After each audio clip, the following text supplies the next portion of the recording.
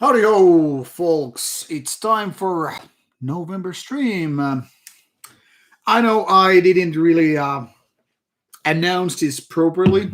So while I'm waiting for people to jump in and all that stuff, I'll type it on Rauta's Facebook and Discord as well so people know to join. Hello, Shepkin. It's nice to have you here. Today, no particular topic whatsoever. It's just beer o'clock. Maybe a little bit talk about today's interview with Sami Hynninen of Reverend Bizarre, Azrael Rising, Opium Warlords whatsoever, and a game I'm about to play today that is called Far Cry 6. I'm planning also to stream it later on after this stream. So that's pretty much the plan for today. I'll just quickly type on Facebook that I'm gonna stream right now.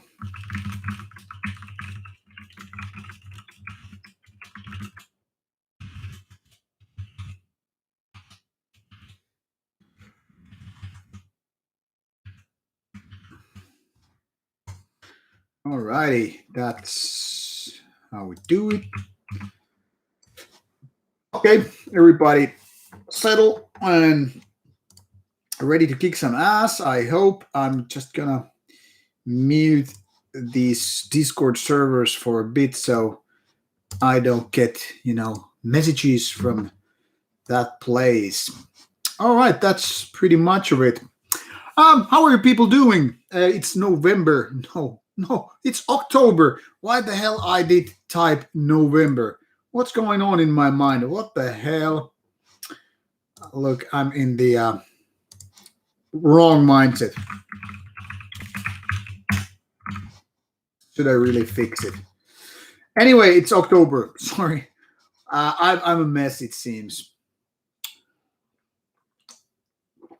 Shepkin, care to tell me why Rauta is best channel ever? Because I truly don't know. I'm not joking. I don't know why Rauta would be a best channel ever. Let me quickly edit that just before I get caught that I'm messing with these streams. I guess this description for the this stream has already failed, but let's not worry about not today. I'm gonna fix it later on. I already made this Movember joke about not having mustache. I actually shaved my head and face today to look like a little bit younger than before that. But yeah, having beers, gonna play some Far Cry 6 later on, and planning to do that gaming a lot this weekend. Hello, Alvaro Skito. How are you doing, man? Anyway, with camping with Fenris, that would be fucking awesome, by the way. Me being somewhat big Dark Throne and Isengard fan.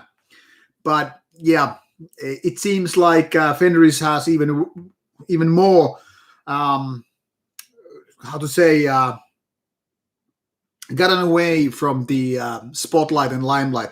Then again, he's nowadays having his own podcast, so maybe things are a little bit different. For example, I was just watching that Helvete documentary series, which, by the way, my review comes out tomorrow.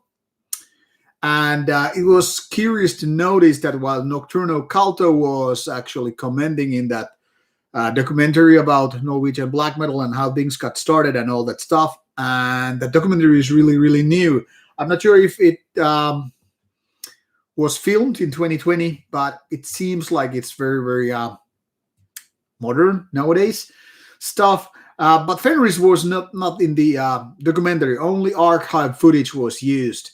So I guess he's, wanting to not be in the spotlight, so to speak.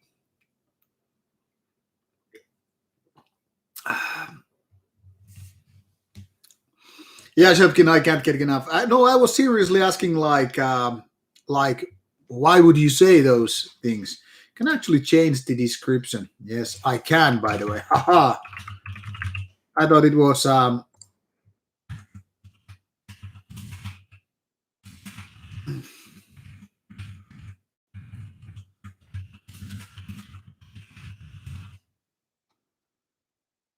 okay, fix the description. But yeah, it was kind of interesting to watch the documentary. I will be speaking tomorrow at a lot more. I tried to make once again a compact review. I ended up talking for like some 15 minutes, but I hope to give you insight what's really going on in the documentary series. It's about 3 hours, 4 episodes, so I hope that I will be able to save your time, maybe, or maybe get curious about the documentary, so all that stuff. Gerard is asking me a question. In the documentary Loputon Kehinon Liekki, at the end of the credits scene, I said the women have no right to be metal or buy records. Do I still believe in that? No, of course I don't mean that. Women should not buy records. It's more like I'll try to be diplomatic here. I have no intentions to piss people off. And I've actually been talking about, with women in real life about the documentary when it came out and all. Now, the thing here is everybody probably knows the concept of metal tourist. The kind of people who are not exactly buying metal records, not maybe going to metal shows, not to mention, buying merchandise and all that stuff, which is kind of a secondary. Let's be honest about it. Digging the music comes first. But you all know those kind of metal tourists. And it goes even further if we're talking about some kind of a subgenres. Black metal mostly, I guess.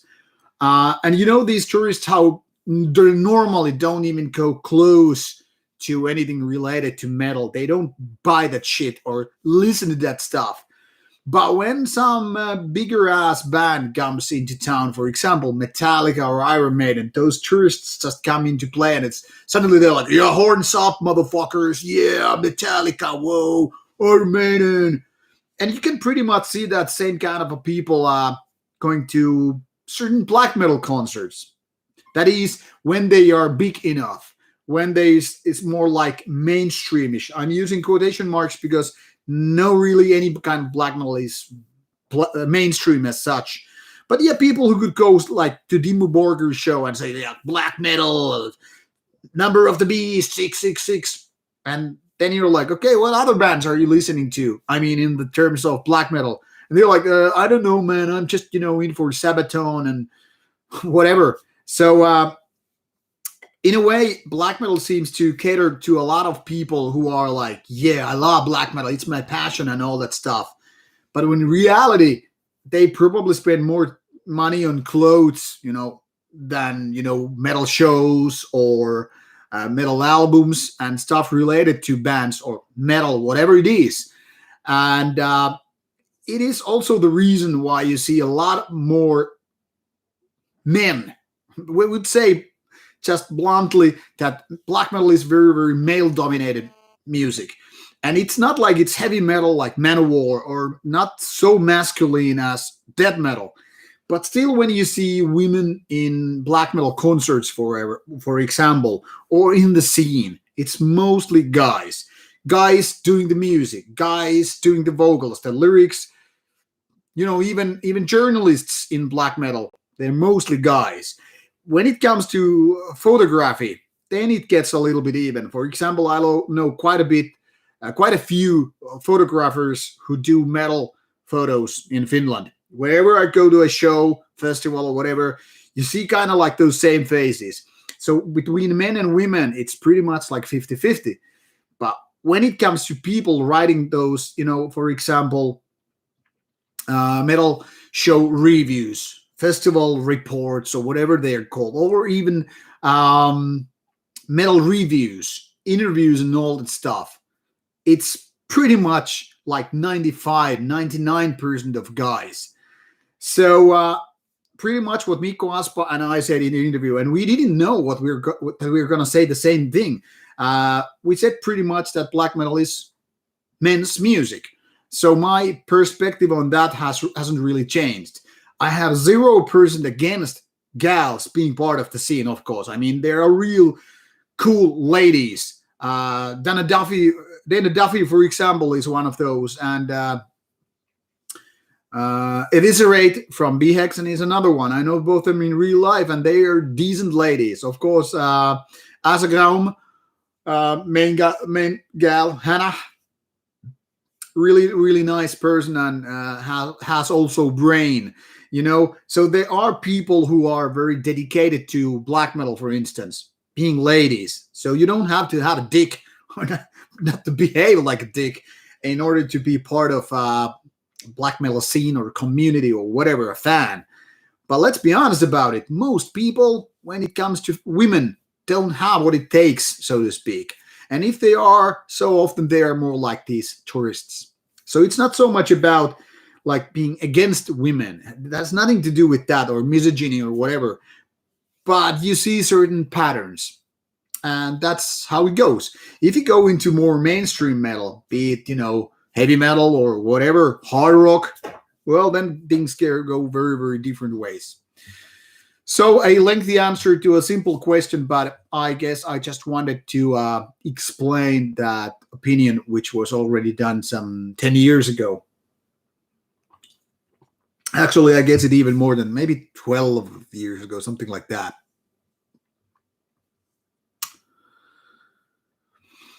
Trinaha says, Fenrir is quintessential to Norwegian black metal. This is very, very true. Hello to my Russian friend, which I still can't type the name. So, privyat. Yes, I get the reason that Fenrir wasn't on the documentary is that he has been many times, and maybe he even felt that this documentary is not going to do things in different ways. So, like, why bother? But yeah, people will get the idea when, watching the documentary or my review. I'm not going to recap or waste your time explaining what I'm going to do in tomorrow's review. Finveraith, yeah, I made a mistake. I was, for some reason, thinking about November. Actually, it's October. So this is October's stream, which I tried to fix in the description, but I already made the mistake, so sorry for that. Tritnaha is asking what was the best release of the year so far. It's actually still Cannibal Corpse album that came during the spring. But since then, a lot of other good albums have come also out. So there's plenty of good albums in 2021. But yeah, Cannibal Corpse is still my number one for this year. It seems like this year has been even better for death metal than black metal. But that is just my opinion, obviously.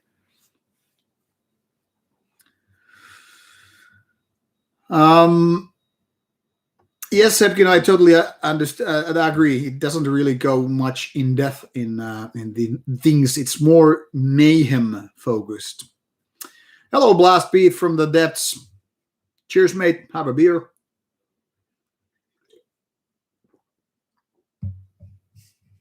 Huchek, I wouldn't really compare about voting to black metal things. So I don't know.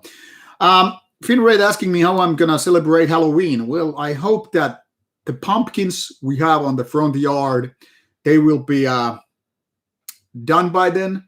And if so, I will, take some pictures, maybe even include in that early November stream if things go really nicely. I don't know if there's any special program really. Maybe something, at home, like I don't know, eating Halloween themed things, but never been celebrating Halloween that much.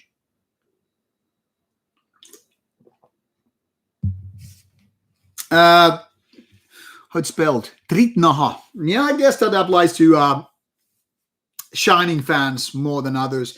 Shining has been a very curious case in so many ways because it seems it's more appealing to women than guys. I mean, there's a lot of guys I know who just hate Shining because of this very, openly commercial thing and flirting with self-destruction and cutting one's flesh and all that stuff. And at the same time, selling merchandise in a very, very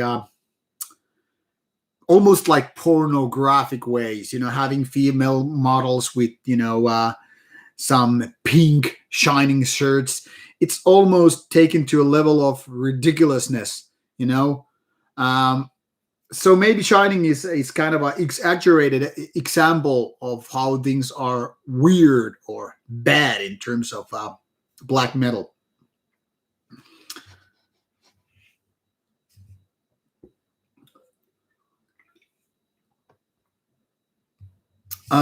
There's a question by Heavy Metal Music of Destruction Aidan French.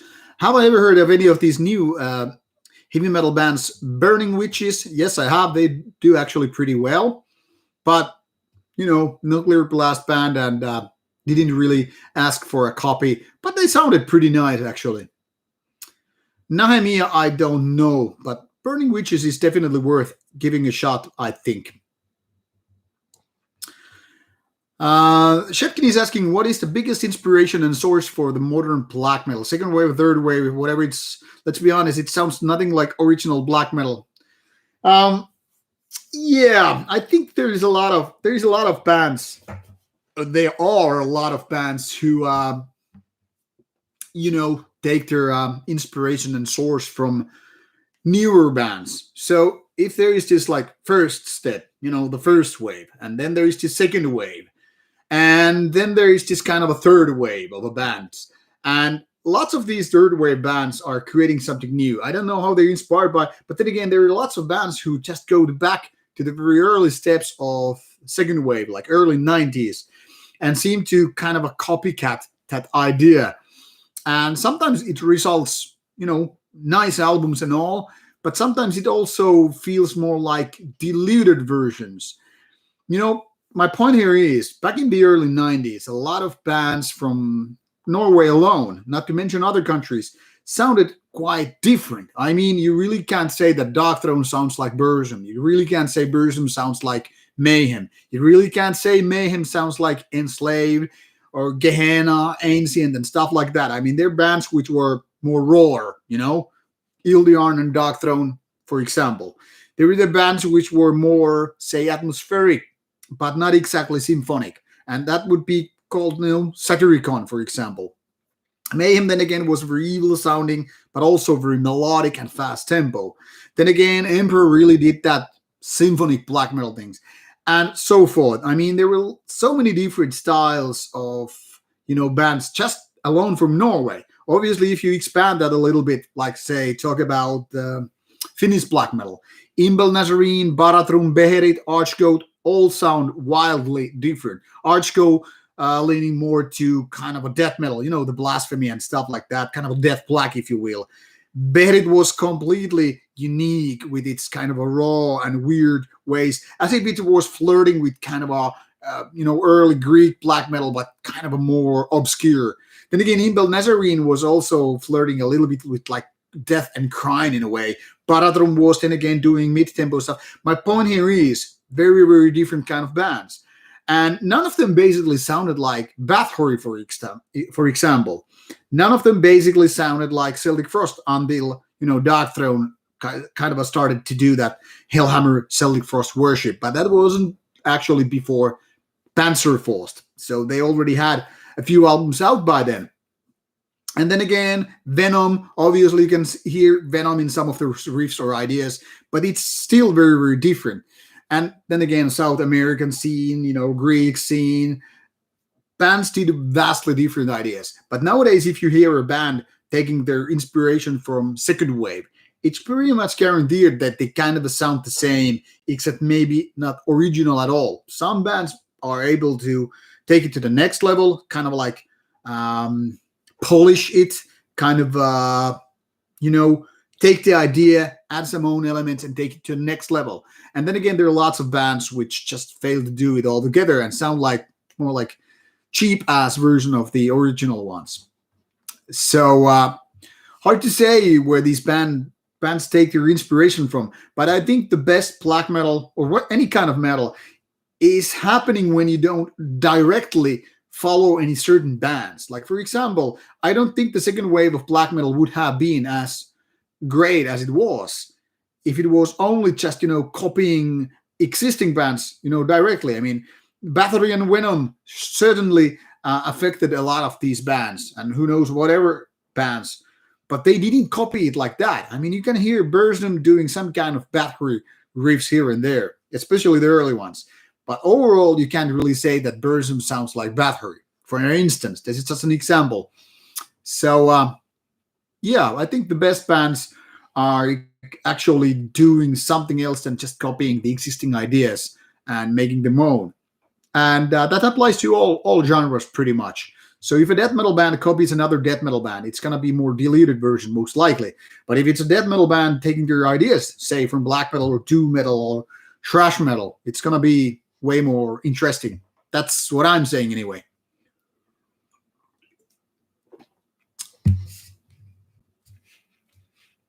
And yeah, Tritnaha, I totally agree with you that there should be more women in the scene. Whatever the type is, it doesn't matter whether we're talking about black metal or punk rock, death metal or grindcore, stuff like that. But yeah, I think women are very, very much welcome, and I hope that there are people who would encourage women to grab their instruments and do music. For example, this week alone, I heard this Chilean band, which were like three gals from Chile, and they were doing quite good old school death metal. When I heard it the first time, I had no way imagining that this would be all female band. Not that it matters, but I mean, it was most sounding like what young guys would be doing. So when I found out, I had already listened to it maybe 2 times, and when I found out it's all female band, I was like, man, this is some great stuff. So some Latina women doing just old school death metal. That is just fantastic, man. Hello, Grigory. Yeah, Marius is not here anyway. Goat Moon interview, it seems like it's not going to happen at all. Goat Moon's Black Goat, a.k.a. Jaakko, said that he doesn't want to do that. I tried to talk him over, like, okay, let's do it. But nah, he seems like he has decided not to do it. Horror metal bands. I don't know any horror metal bands, except Necrophagia, of course. Hello, Blast Beast. You're drinking Jäger. Very good, very good. Then glad that you liked the interviews. That is a good question. Pimedus is asking, am I a dog or cat person? When I was younger, I was definitely a cat person, but nowadays I'm 50-50. So cats, dogs, both are fine. I'm more a snake person, if you ask. Snakes and lizards are my favorite. And I guess platypus, that would be my all-time favorite. Faceless Demon is asking best month for vacation in Finland. July, definitely the best month for Finland. Unless you want to have a winter time. And then I would say it's January, February. Hello, Nicolas Silva.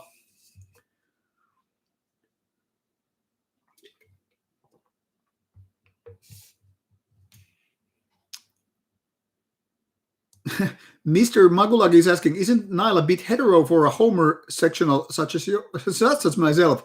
Oh, it's Mr. Magulag, Mr. Troll. Yes, very nice to have Troll here in the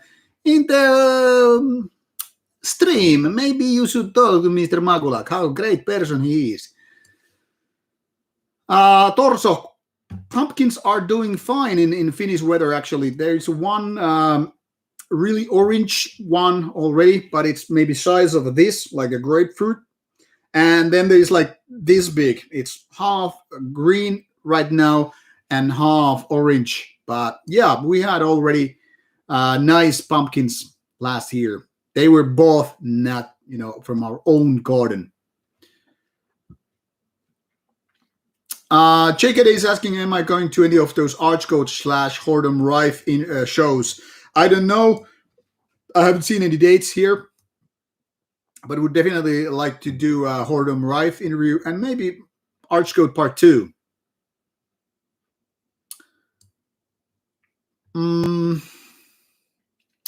Yeah, then more about Shining stuff. Yeah, Shining has always been very, very edgy. Sorry, my phone is giving me a message. I'm gonna just put it on silenced mode. Sorry for that. Best band shirt for weightlifting. I wouldn't use band shirts for weightlifting because I try to keep my gym shirts separated from my actual shirts what I use like in everyday life, like be it weekend or normal day, because when you take a shirt to a gym, it gets all sweaty and torn down rather quickly. But if I had to take a band shirt to the gym, well, for me, I'm using my old Arcanum and Dark Throne shirts, but maybe I would say Manowar and Ball Thrower shirts, warlike, power, and all that stuff. Hello, Bendauer. Åland. Hey, nice. I have been planning to go back to Åland after so many years. Do I like any Shining albums? Yes, I actually do. I think the third one is their best. It's the darkest and most sinister one. But along those lines, 3, 4, 5, maybe, they're my favorite Shining ones. The early ones, like 1 and 2, are good also, but I think the third one is really where they nailed it before, getting too commercial and bullshit.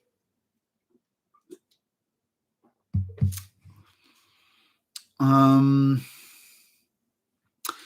is a black metal from Poland. And what horror movies? I don't really watch horror movies because most horror movies, in my opinion, are boring. That is, I don't get the horror out of it. I have always been kind of a bad person to watch horror movies because most of them they just don't work for me. There are exceptions, first Alien movie or The Thing, which is my all-time favorite. First Halloween movie, yeah, those are rather good, but the thing here is most horror movies just don't work for me. But when it comes to horror games, our games even including some horror elements, I'm like shitting my pants because it's like me in the game. So it's very, very different. But yeah, I'm not the type of person who watches horror movies or when Halloween because, yeah, it doesn't really, I don't get the shit out of it. Have I heard Shotza? No, I haven't.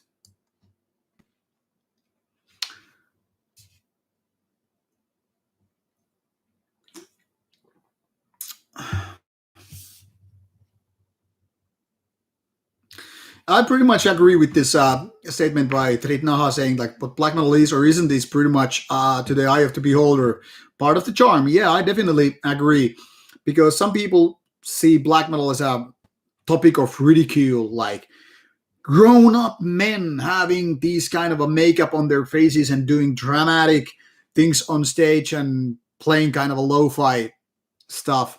Yeah, it can be seen like that. Or then it can be seen something like we're really not part of the society as normal taxpayer.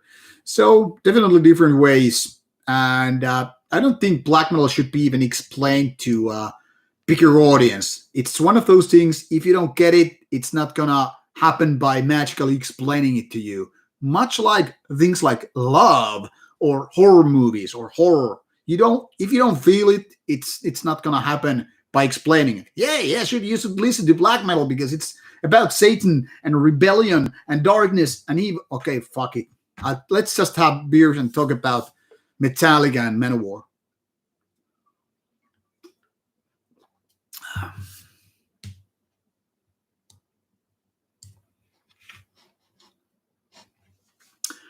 What else? What are my favorite Nile albums? That is a very good question by Toivo Ikonen. The thing here is, it's one of those bands which is like one of my all-time favorites in terms of no weak album ever got made. But my favorite Nile albums, I would really have to revisit them and give them a fair comparison. But at the moment, I guess I would be inclined to say it's Ithyphalic. That is definitely one of my favorite Nile albums. But like I said, there are no weak ones. My least favorite is probably not in their Darkness Shrines. What is the second album? I can't get it in my head right now. I'm just thinking the first album in the Catacombs of Nefrenka. But the second album by now would be like my least favorite, Ithyphalic. And albums around that era would be like my favorite ones from Nile. Can't really say for sure. Whenever I'm thinking like my absolute favorite of any given band, I kind of have to revisit it. For example, a good example of that is when I was listening to Dark Throne discography in order to do that Dark Throne West First to Best a couple of years ago. I really was questioning myself. Do I really think that way? And I had always, like always for decades, thought that Under a Funeral Moon would be my favorite Dark Throne album.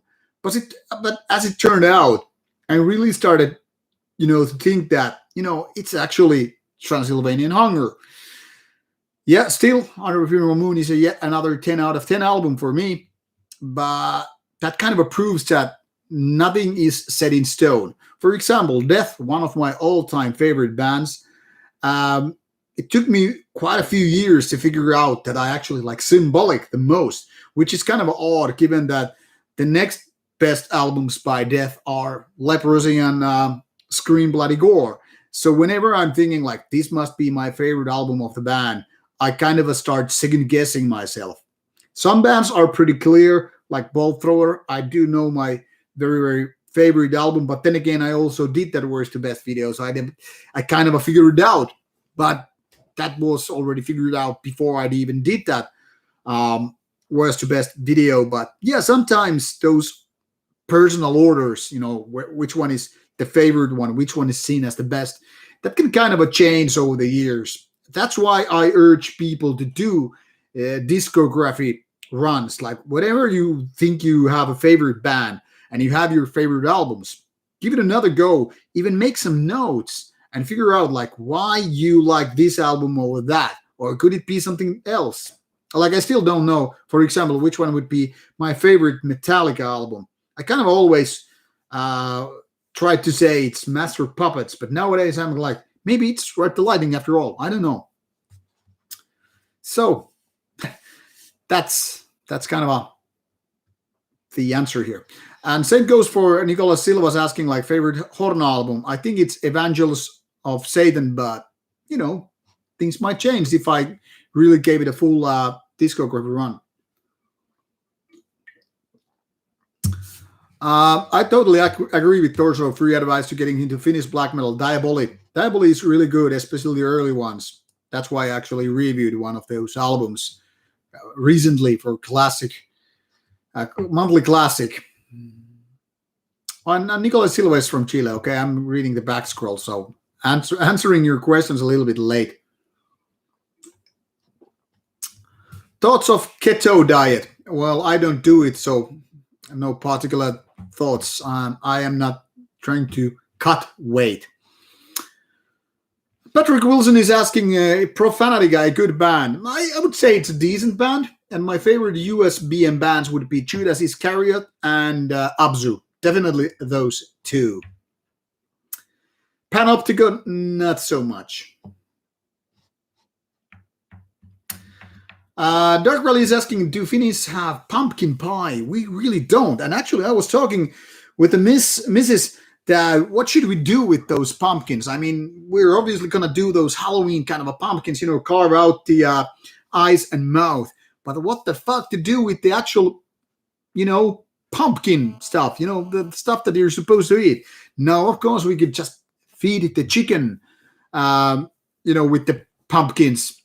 I don't know. I have this idea that maybe we should, use the pumpkin for something edible. So in case you have some good recipes that I should be using pumpkins for, please let me know.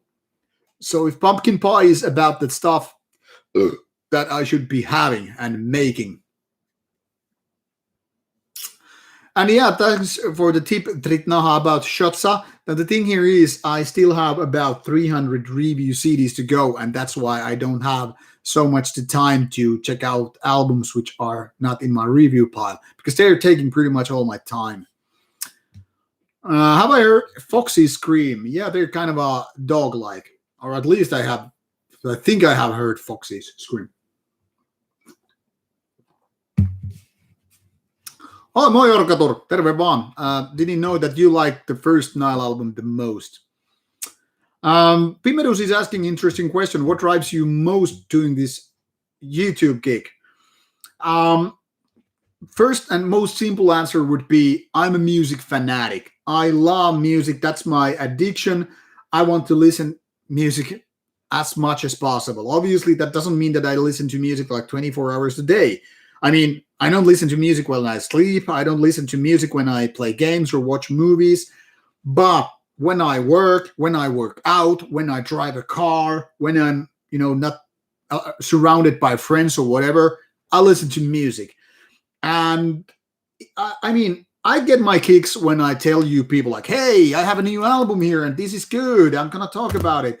I wanna explain people, why a certain band is good, why you should check it out, or warn them in case the any given album is bad. So for I get a lot of enjoyment talking about music.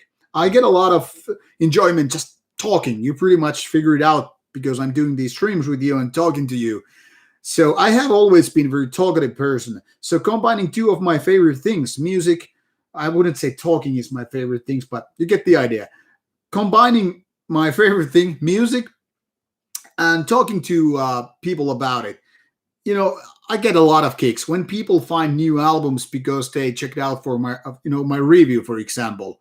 Even though I didn't make the music, and it's not like I get the thank yous for making the music. That's not important. But what is important is that if people find new music thanks to my suggestions, recommendations, reviews, or whatever, that makes me kind of happy. And also talking to these artists and making interviews.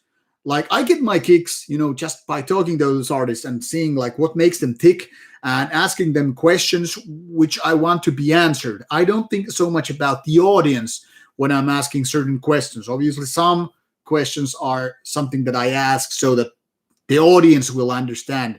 Like, for example, when I ask the artist to say introduce them to the for the camera.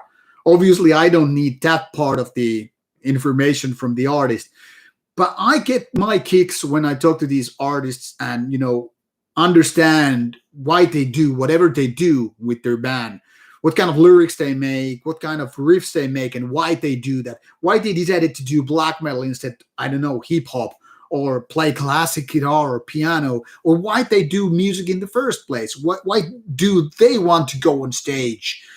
So talking to the artists, telling about music, discussing music, and interacting with you, dear audience, I get a lot of that. And one of my driving forces in whole Rauta thing, why these streams are being done, why there's a Rauta Discord server, is that I know this might sound a little bit naive, but I like to think Rauta, for example, as a kind of community, where like-minded people, get together and talk about their favorite bands, talk about which kind of shows they're gonna see, which albums they bought, which kind of merchandise they're about to buy. Do they have favorite shirts or favorite bands, favorite CDs, favorite LP, things like that. For me, it means a lot to meet like-minded people. So I also really like when I meet people, at festivals and gigs, like, hey, I know your channel.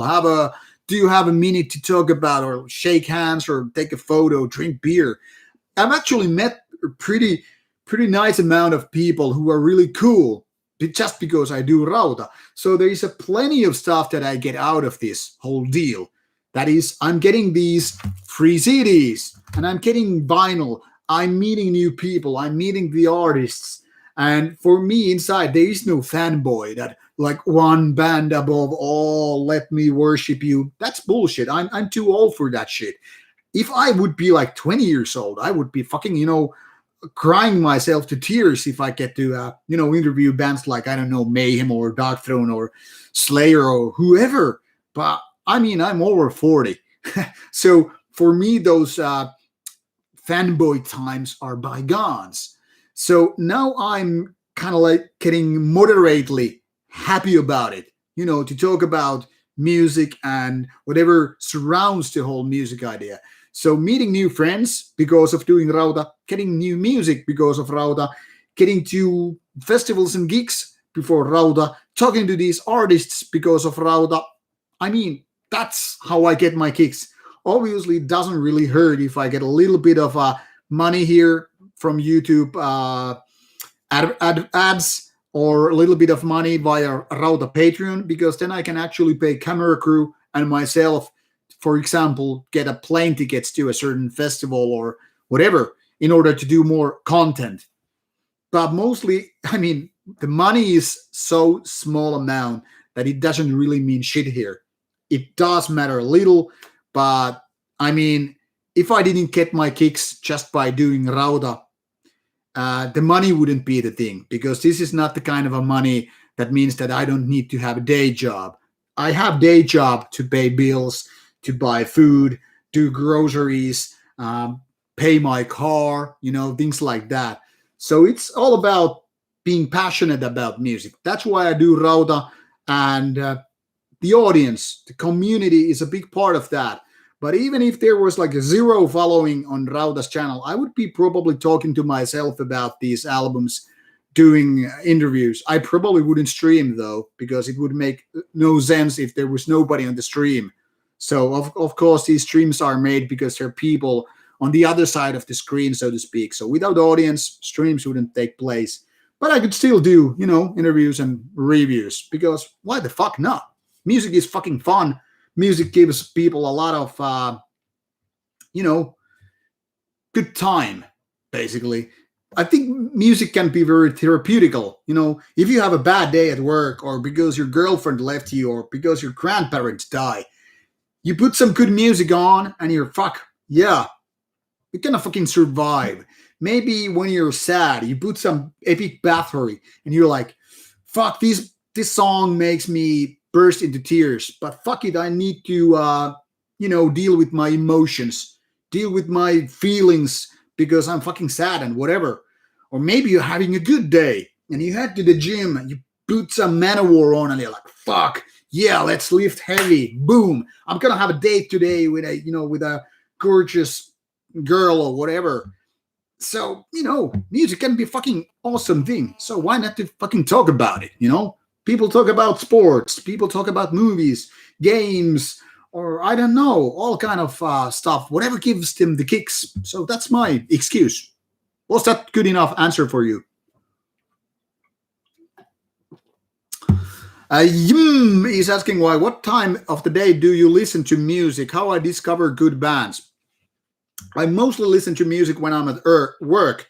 That is between 9 a.m. until 5 p.m. But I also listen to music at gym or while driving my car, going to places and all that stuff.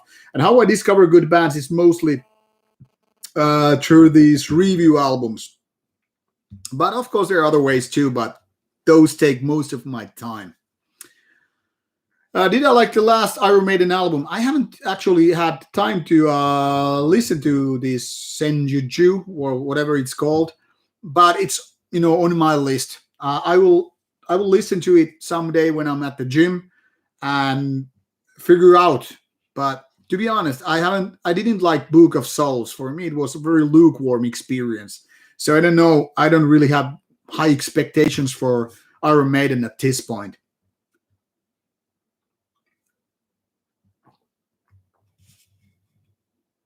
Tritna was asking about what I said about Karathis. I haven't heard it, so I can't really comment it. Oliver Imi is asking my knife preferences. Are you talking about martial art knives or like cooking knives, or what kind of knives you're talking about? Nicola Silva is asking, do I like Grant Belialski? Not really. What else? Have I listened to the last album of Abigor? Yes, I have. Event Horizon, I reviewed it.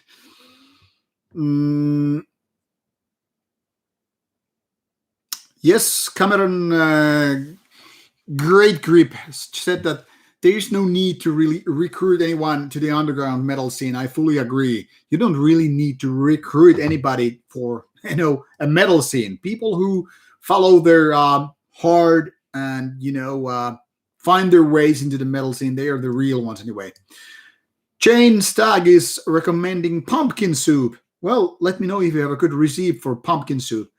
Um, Hannu Jussi is asking, do I like Levi and the Leavings? I kind of like the lyrics of Levi and the Leavings, but the music is kind of a too cheerful and too schlager for myself.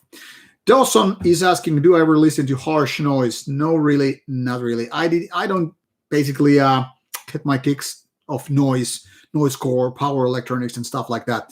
Hello, Alba Gubright. Nice to have you here, Ishimura. I'm doing fine, drinking some decent beer. By the way, these are my Steel Hordes Festival leftover beers. How are you doing, my Scottish friend? I hope you're doing fine. Crazy White Boy is saying, greetings from Baltimore. Rip Omar. Omar from the Wire series. Too bad he died. By the way, Alba, I still have like one can of Irnbrew. So yeah, that has been going in Rauta department also. Pumpkin seeds, roast them with salt in the oven. Sounds good. Kram Aleravi is asking any plans to do Morbid Angel album ranking? Not yet, because Morbid Angel is still active band, and I already went through their discography before K album, like some 3 years ago. But that was before I figured out. That wasn't figured out by me, but anyway, before I started to do worst to best videos. But when I did those discography runs, like I just went in the chronological order, which means which actually takes me to a very different topic. My next discography worst to best thing will be Arcanum, which I had already done but not published. It will be out in a couple of weeks. And there I did first chronological order, and only in the late I did them worst to best. So I decided to do a little bit of a different kind of worst to best than previously. I hope it makes sense. At least it was more sensible for me to do it. It was more fun to do it that way. I hope it will make sense to you as well. So let me know. Give me feedback, please. Maryland Death Fest. Yeah, that would be a festival that I would like to participate.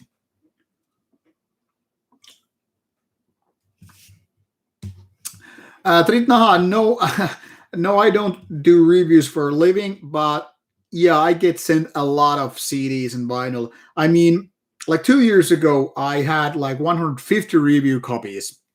But since last year, maybe almost a year now, I have had something like 300 CDs. And whenever I feel like, yeah, I'm going down with this pile, like, it's only 290. Then some, label sends me 10 more. So it has been between 290 and 300 for past few months, really.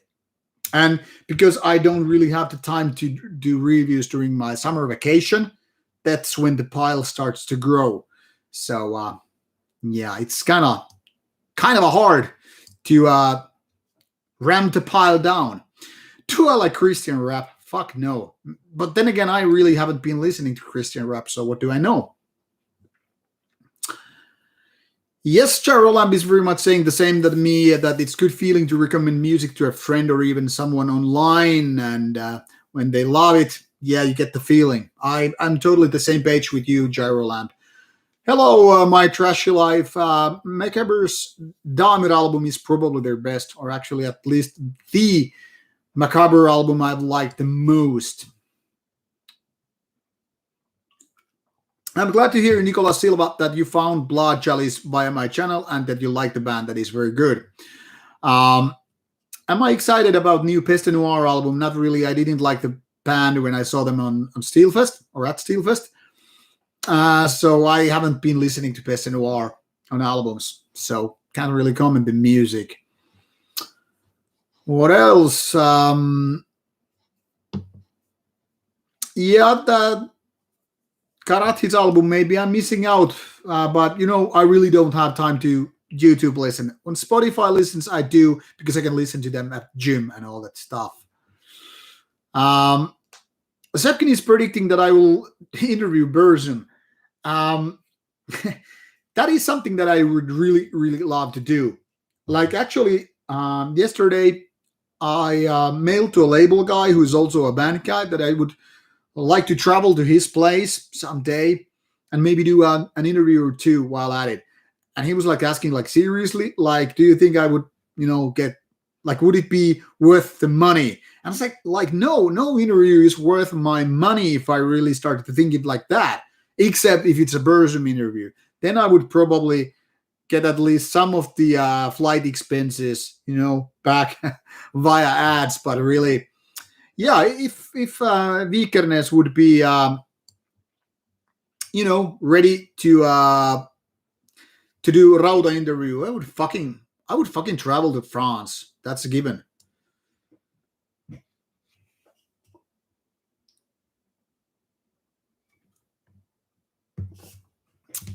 Yeah, my taste for music is a little bit different than anybody, I guess.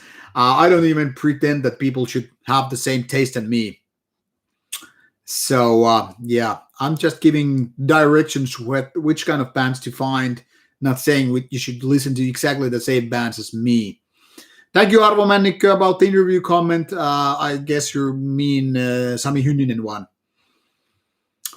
Yeah, other bands play Rauta streams. That's like sad.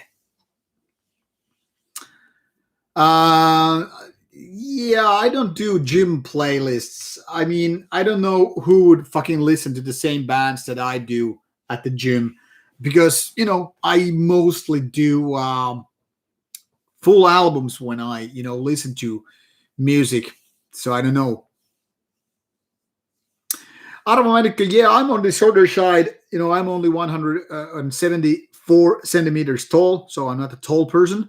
But also, yeah, um Albert or Sami, yeah, he is a bit on the taller side. What else? Oh, Oliver, I don't really carry knives. Um, I mean, carrying knives in Finland, that would be illegal, and you would be fined, and those knives would be taken away by the police if you get caught doing them. So no, you could only basically, carry these very very short knives, which would make no point. Should unblack metal exist? That's a good question by Lycanthropus. Uh, I would go very Nietzschean on this and say things that are about to fall should also be pushed.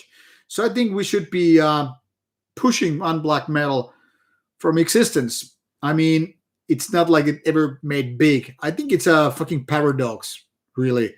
But then again, if Jesus wants unblack metal to happen, let them fucking have it. I mean, it's kind of a joke anyway, so it's joke on them rather than anybody else.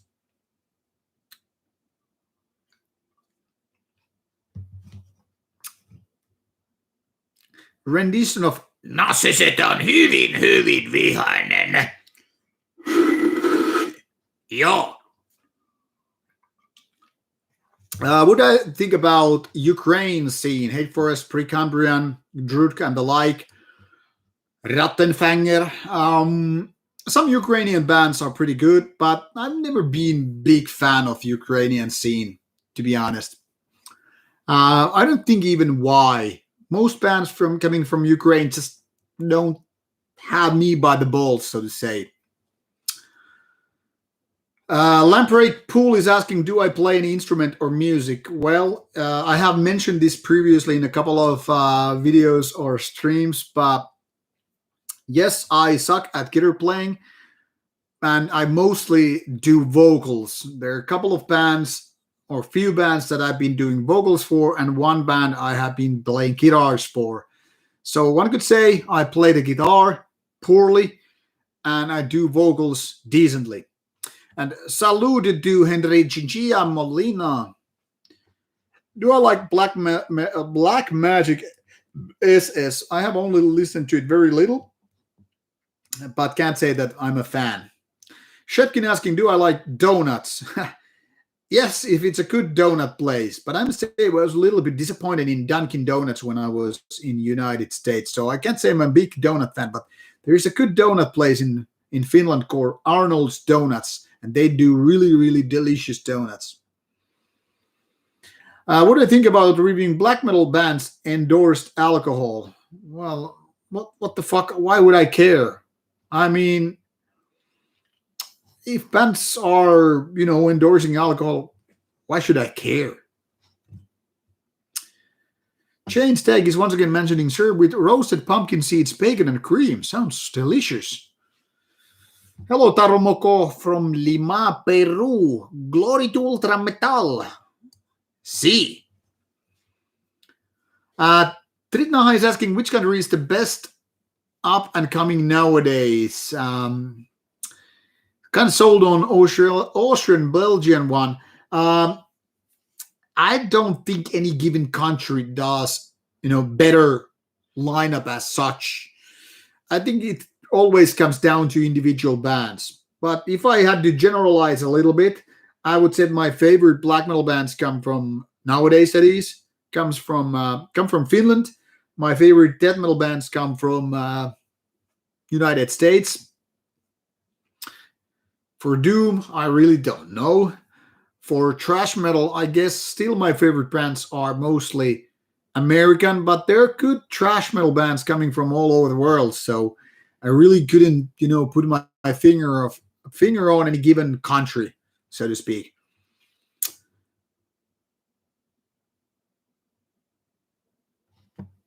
Oh, Shepkin, all right.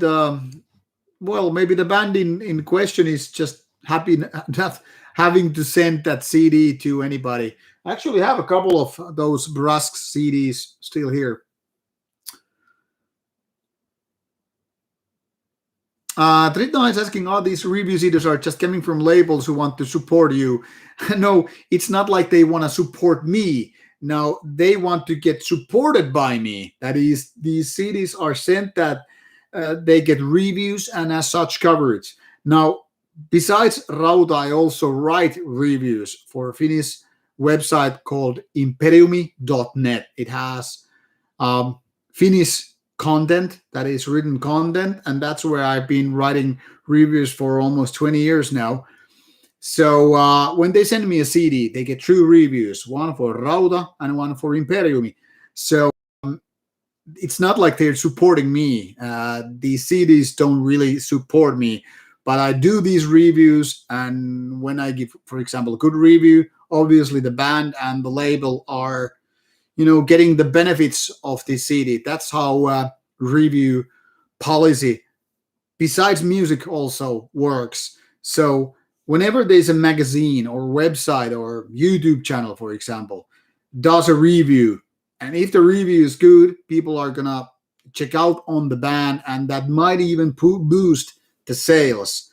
So it's not like labels are supporting me, but it's more like I get CDs and then I review, and the bands and labels get supported. That's basically how it goes. Finfred is asking, what do I think is the best band that nobody has ever heard of? I think it could be some dark ambient act, which are some of my favorite ones. Because there are lots of dark ambient ones which are really great, but most people don't know. When it comes to metal, I don't know if there are true underground gems people haven't heard of. Because, whenever I do a review of an underground gem, there's always someone who's like, yeah, I like the band also. So I don't know if there are really super cool names like that. But it's a good question, though. Terve vaan, Kari, iltaa. Mitä lasissa ja mitä tölkissä in the can? I have this Keisari IPA, Emperor IPA, one could say.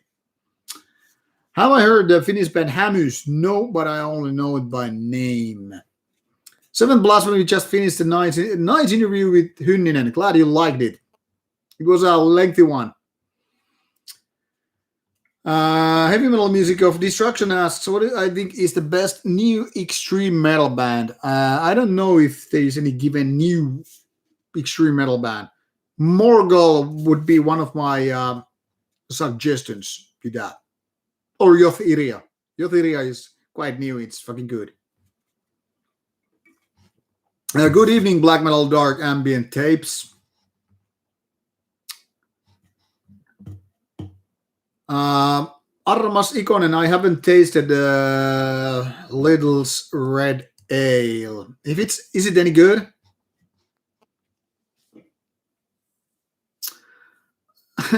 Black Metal Dark Ambient Tapes is asking me which are my favorite album from Octoberr Tide. I never actually listened to the band. I only know it by more like fame and name. So no, don't have a favorite one. What do I think about Les Légions Noires? Favorite band from the movement? I guess Mutilation would be something that I have mostly been listening to. Les Légions Noires bands, but I haven't been listening to them for like ages because I'm so often, just busy with the review albums. But overall, bands like Vlad Tepes, Pelketre, stuff like that, well, they are enjoyable. Raw, but, kind of cool. I have heard Black Death. I know the Russian band, but I haven't heard the new album. But Black Death, I do know already since like 20 years ago. Well, Gerald is asking, what do I think about Rurk? In the beginning, I kind of liked them because they were so kind of a beautiful, atmospheric, sad, melancholic kind of a black metal. But then I really noticed I don't click with that kind of stuff too much. The thing here is, most atmospheric black metal bands don't really get my fluids going on. I'm more on the roar and kind of evil and darker side. So when it gets more melancholic or beautiful, if you will, that's really not the type of black metal I mostly listen to. So I'm more on the roar side. Hello, Animal Man Machine. How are you doing, my Greek friend? What's my favorite Impel Nazarene album? For a long time, I was thinking it must be Suomi Finland Perkele, but nowadays, I'm not so sure anymore. It has some great tunes, but then again, there's also filler on that album, so can't say. To be honest, there's a lot of past few Impel Nazarene albums I haven't even heard. So I don't know. I'm not a big Impel Nazarene fan. I think Impel Nazarene is better on stage rather than with albums.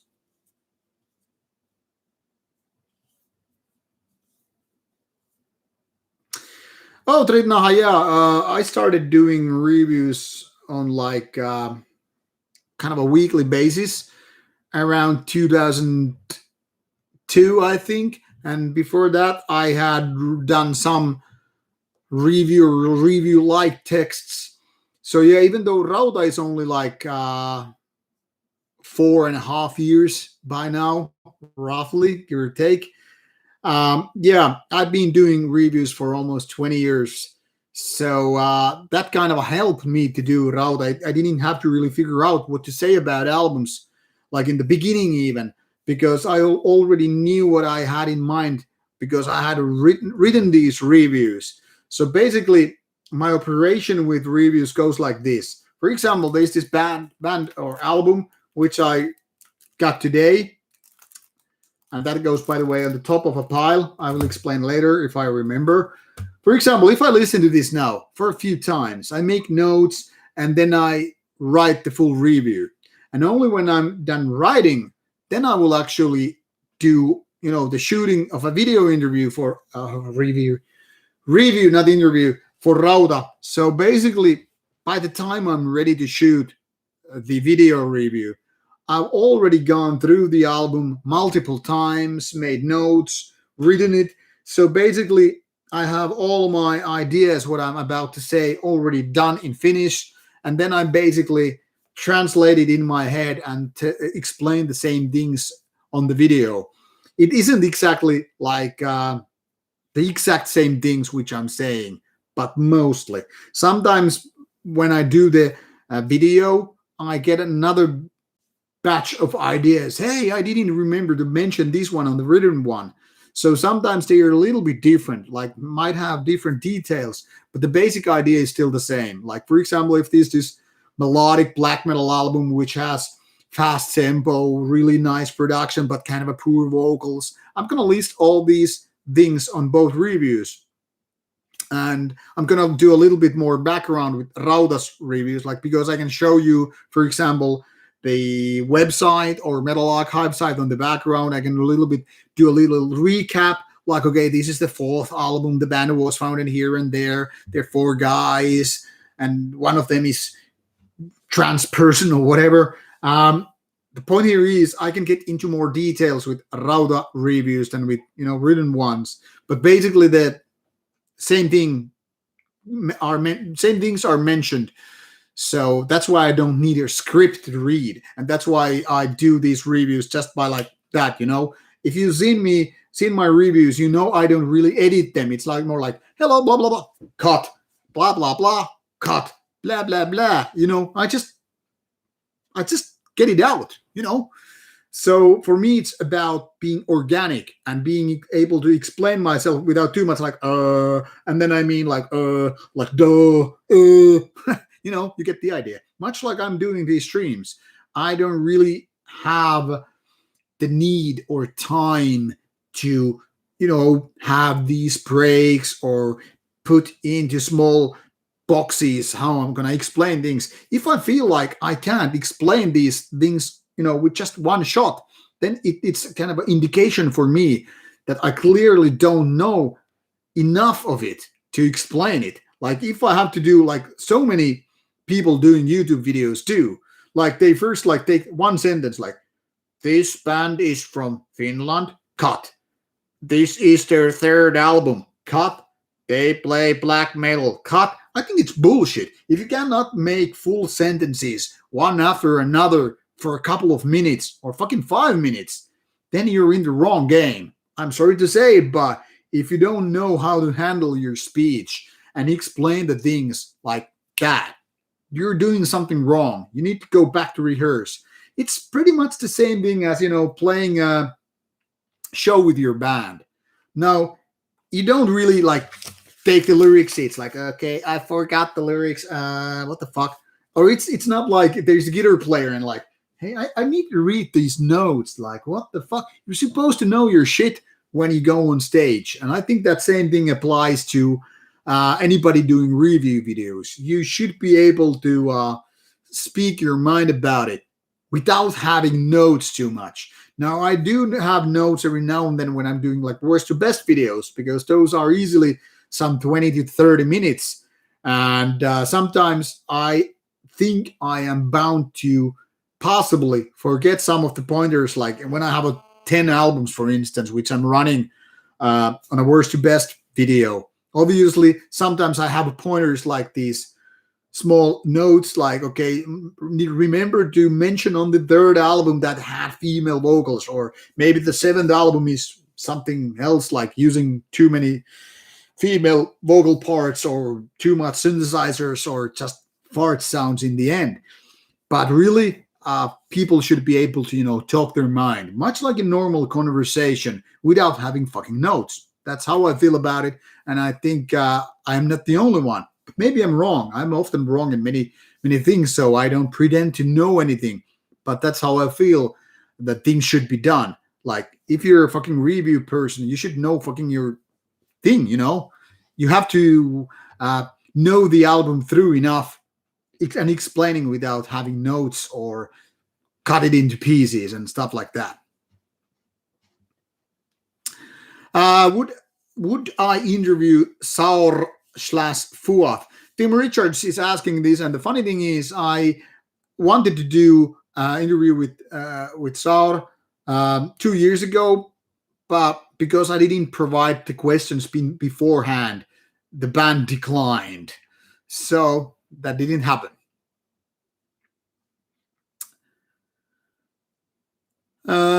Is Niflheim really the true servants of darkness about lyrics? I don't know. I don't know how to say it. I really don't know the answer to that. Familiar with Lycanthrope's black metal covers on YouTube? Sorry, MP Yukinen, I'm not familiar with that stuff.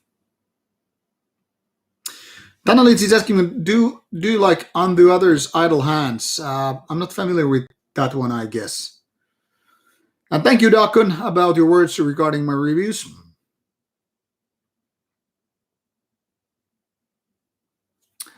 Tritna is saying, like, Mr. Rauta is an old fart who likes records us kids can't afford. Gotcha. No, that's not the point here. I think everybody is able to get those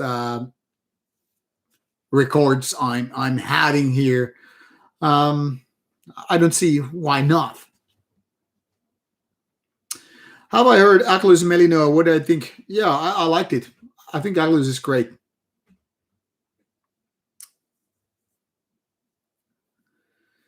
Tritna is saying he's assuming that I'm bribable if the review copies come with protein powder, 6-pack of beer. Yes, definitely. Sometimes bands pay me to make their albums on the top of the queue. That's something that it's not a secret.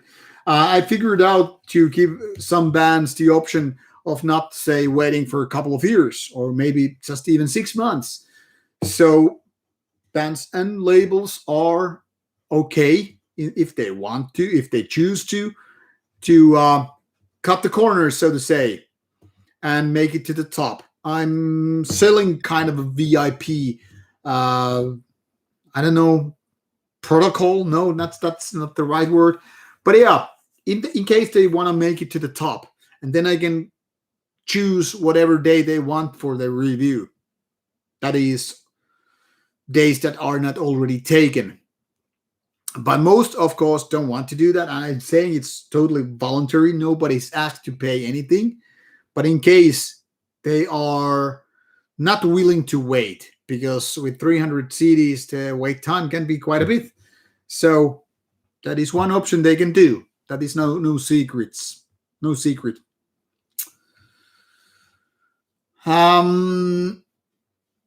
Any more interviews planned? Now, given that there is already some, let me see. I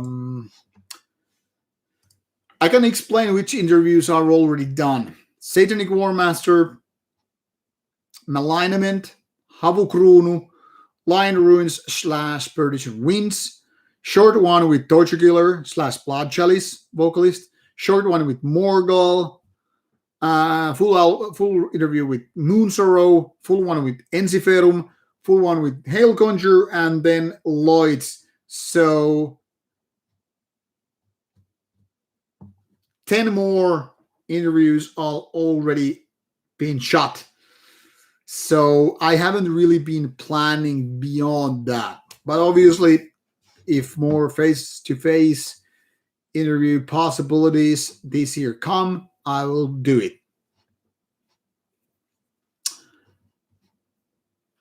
Henna Satana, hey man, waiting for the Curse Upon Prayer interview. Now, I didn't get to do Curse Upon a Prayer interview when they played here a couple of weeks ago. But yeah, I got in touch with the band, and I hope to do Curse Upon a Prayer interview later on. Who knows when it will take place, but at least now me and the band have a line open, ready to, hello, would you like to do an interview? Yeah, let's see that it would be taking place at some point. Lycanthropus is asking me what is my take on things happening in Helsinki with the Extinction Rebellion, aka Elokapina.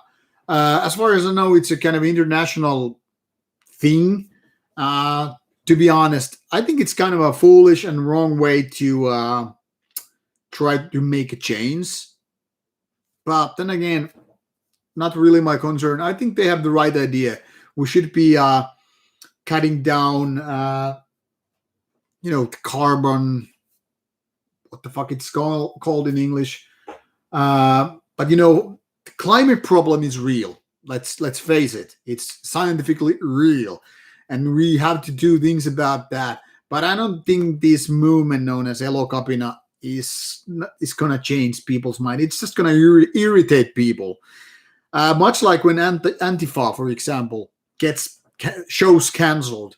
I don't think they're gonna make new fans with that. So there are ways which work and there are ways which don't work. And I think these ways which Elokapina and the Antifa are doing, it's not helping really anybody. What else? What else? Do I like power metal? Shabbalas, Halloween, Nightwish, Primal Fear, Synergy, Hammerfall, Blind Guardian, Stratovarius, Burning Witches, Symphony X? No, most power metal is way too melodic and happy and uplifting for me. Now, if I want to go uplifting music, for instance, I'd rather go to 1980s rock or pop music.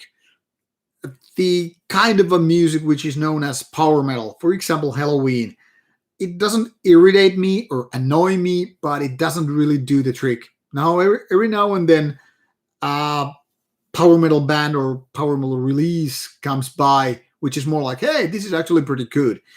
But mostly, I guess I'm on the darker side of metal music, if you know what I mean. And that's why power metal is not featured so much on Rauta. Tananese is asking my favorite Marduk album. That would be Panzer Division Marduk. Dalcon is mentioning Blasphemy interview stuff.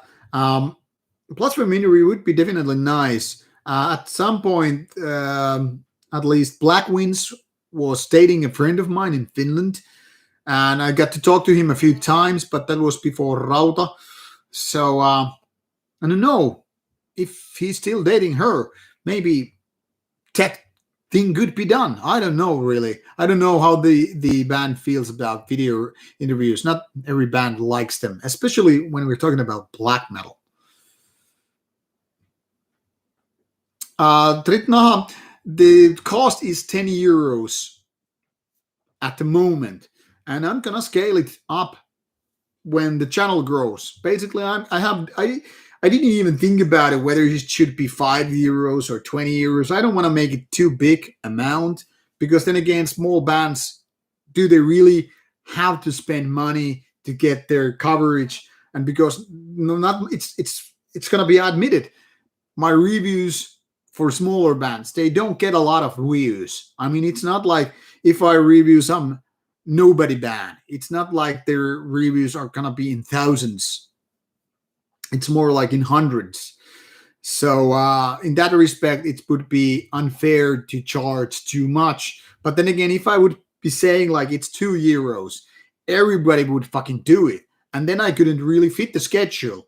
Now, the thing here is, if I accept too many of those payments, then it's really hard to figure out that schedule.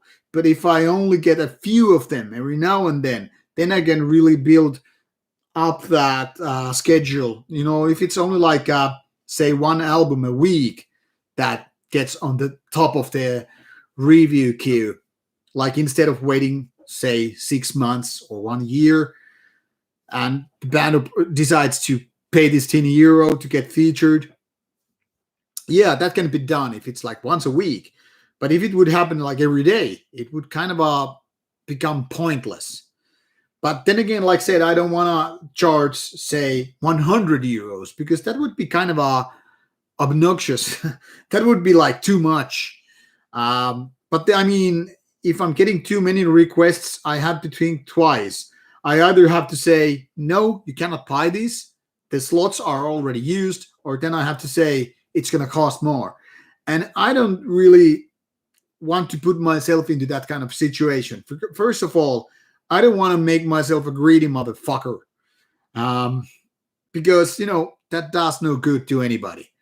And then again, I really don't want to charge too much of those bands. So it must be kind of a fair game, you know, relatively cheap price, but still it can't be for nothing, because, you know, like there's this thing with free buckets in Finland.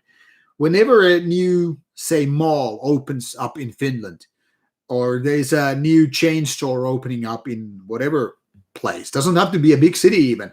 And they say like, hey, first 300 people are gonna get free bucket that costs like fucking 50 cents or €1, and people are gonna be lined up for that fucking event. So yeah, if you give something free like that, or relatively free anyway, uh, people are gonna get crazy, and that does no good either. So that has to be some kind of balance, not too expensive, not too cheap. And no, I don't take friendly favors either. So if there's a friend of mine who like, hey Jerry, would you like to review my album? It's not gonna go on the top of the pile just because he or she is my friend. It goes where it belongs. So everybody has to wait for their turn. But bands have the option to pay or not to pay. I don't really care because, like I said, this is not so much about money. It's trying to do a fair game. But you know, sometimes people are in a hurry. So that's it. Uh, I really don't have a better answer for that. So I hope that it makes sense. I'm about to get finished with the stream really soon. I'm about to play Far Cry 6 on my PlayStation 5, and I'm gonna do stream after party on my game stream on Twitch. But I will still answer very last few questions, and hope get you interact. Liam, that doesn't mean that you are a big rat because you're saying he's the best. Tritna is asking yay or nay for DSBM. Yes, I think DSBM is pretty cool actually.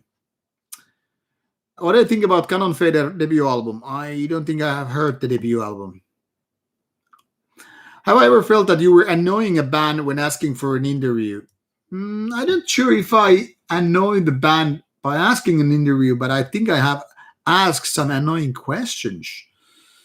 I don't know. Can't be sure for bands, but I try to ask sometimes questions that the band might see as annoying, because easy questions are all of course easily, yielding boring questions. Henna saatana, näytettä se, what does mean turauttelubändi? In which terms we're talking about turauttelu? Like, I'm not sure how that. What do you mean by that? So it's okay if you ask in Finnish, but you have to explain what turauttelu means in this sense. Change tag, you're pretty much right on the spot. Aggressive is definitely yes. Happy, not so much. Sometimes melancholic music is really good. I mean, I like when a band really gets into a sad mood. Like there's such melodies and parts with some of my favorite songs, which are really good because they're so melancholic. But there are lots of bands which don't do it, how to say, proper ways. But yeah, I mean, I do like some deeply emotional music. It doesn't mean like I'm all about violence and aggression and all that stuff, and it's not like I hate happy music. But, you have to do it in the right way, if that makes sense. For example, I think Iron Maiden can be seen kind of happy and uplifting. And it doesn't mean it's a bad thing. I mean, early Iron Maiden is pretty goddamn good. Even one of my favorite heavy metal bands, Wasp, has some really great tunes which are kind of happy, like Blind in Texas. I mean, it's a fucking hilarious track. Not like funny in a goofy way, but it's kind of a goofy and uplifting at the same time. Kind of a happy song about drinking booze and then, losing your eyesight because of alcohol. But in general, I think I'm more on the darker and energetic and violent side. For example, violent bands, Marduk. Dark and raw, evil-sounding bands like Mayhem's The Mysteries of Satanus or early Dark Throne. When it comes to Slayer, it's all about, once again, aggression and being tight and intense. Manowar is then again more like uplifting and epic, powerful music. but not necessarily happy as such. So it's kind of hard to say. Event Horizon is asking, do I know a person like Antichrist Kramer? Can't say I don't. Favorite Inquisition album? Maybe the second newest one. Whatever the name of the album was, quite a lengthy title. Torso, I don't think Dirt Master is willing to do interview. I mean, we're pals, but I don't know if he's into doing a video interview. I can ask him someday, but yeah, I don't know if Aki would be ready to do that. What about Black and Power like Stormlord? I guess I haven't really been listening to Black and Power.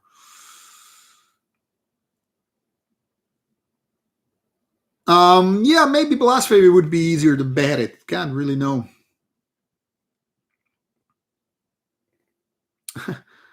Terra Tenebrosa, the Desolate one, is asking how I feel about it. I don't know that one, I must say. Antichrist Siege Machine, I haven't heard the singles. I kind of avoid singles on purpose. I like to focus on albums.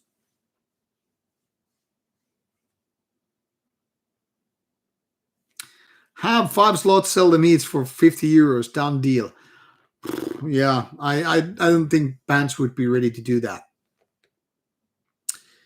Do I like any grind bands? Well, kinda, but I'm not mostly into grind. Actually, recently reviewed this grind split, which had both bands from Sweden.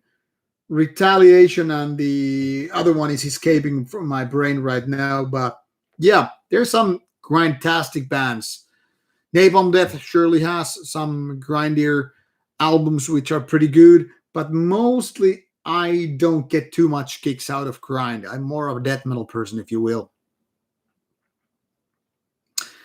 Heavy metal music. No, I don't mean the last one. I said second latest one by Inquisition.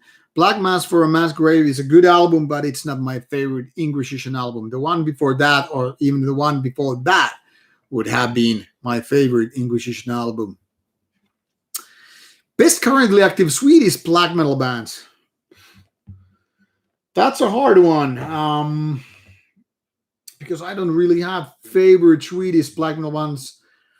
Dödsrit would probably be on the top of my tongue because they did a fantastic album earlier this year. But even they're kind of a black crust. But I think it's mostly black metal. Krypton, also from Sweden, was pretty good. Now that Armageddon is kind of a back with a new album, I guess Armageddon would be on that list. And I guess in a way, Marduk belongs to that list among the better Swedish black metal bands that are still active. But my favorite Swedish black metal bands are gone. Bands like Bathory and Arcanum. So there's that.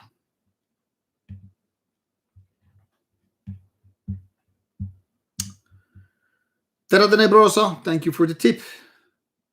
Early Carcass. No, I'm actually going to do a Carcass challenging the classic review soon. And before that, I went through Symphonies of Sickness and Reek of Putrefaction. But yeah, I don't really get kicks out of early Carcass. I never liked it too much. Kraft would be among my favorite Swedish black metal acts for sure. The ones that are active. But all right, I think we're pretty much done. I was thinking of a 1 hour stream, but now it's 90 minutes. So I think you all got served, so to say. By the way, I tried to get Kraft interview 2 years ago when they played here, but they didn't want to do video interview. They were asking instead if I would do a written interview. And I was like, piss off. I'm not going to do an interview piece written form. I don't have the time or will that for anymore. Anyway, I think that's for today's Rauta stream. In case you want to have more, hold on. Hold on. This is gonna be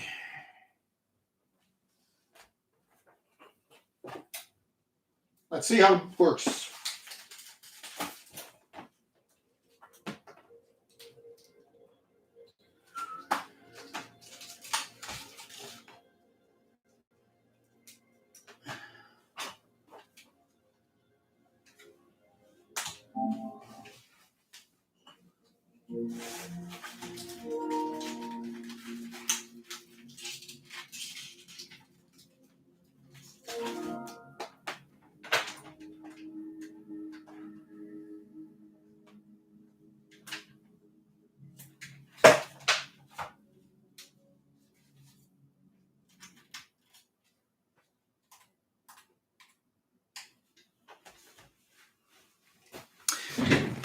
So as I was saying, in case you're wondering what I'm doing, I'm actually, having Far Cry 6. Oh, it's not probably showing. But I'm gonna tune for Far Cry 6 now, and I'm gonna do a little bit of a Twitch stream while I still have another 90 minutes, so to speak. So, in case you're up for some gaming stream, I can talk more about this and that, not just gaming while I game. In case you want to just tune in, put it on the background, or watch even the game, it's fucking cool. You're free to join me in a couple of minutes. I need another beer, and then I will be doing that. Hold on, I'll give you the Twitch URL.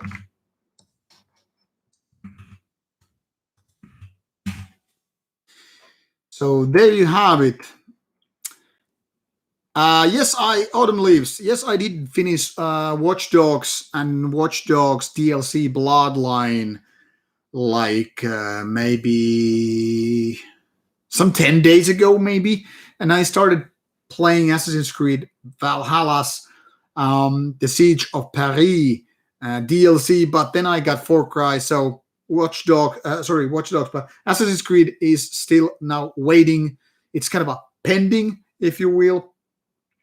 But yeah, Watch Dogs is now done. Watch Dogs DLC is now done. And now I'm going to start doing Far Cry because I'm a big Far Cry fan. I played all of them except Far Cry 2. And I think it's the best first-person shooter series ever. So, in case you want to join the stream in a couple of minutes, I need first to get a beer, shut down the stream here. Feel free to join me and ask me just whatever. I will answer to best of my abilities on the stream. And if not, well, next stream on Rauta's YouTube channel will be out in next month. That is early November. That is pretty much that. So, Tritaha, feel free to ask me more questions. You have had a really good questions and nice set of questions already. So, glad to have you there. And that's the thing. Bloody Trasher, you have to be asking those questions on the next stream, either on the Twitch or save it for the November stream here on Rauta's YouTube. Same goes for you, Event Horizon. This is Rauta stream on YouTube, monthly October stream. Take care and see you soon on Twitch. Bye-bye.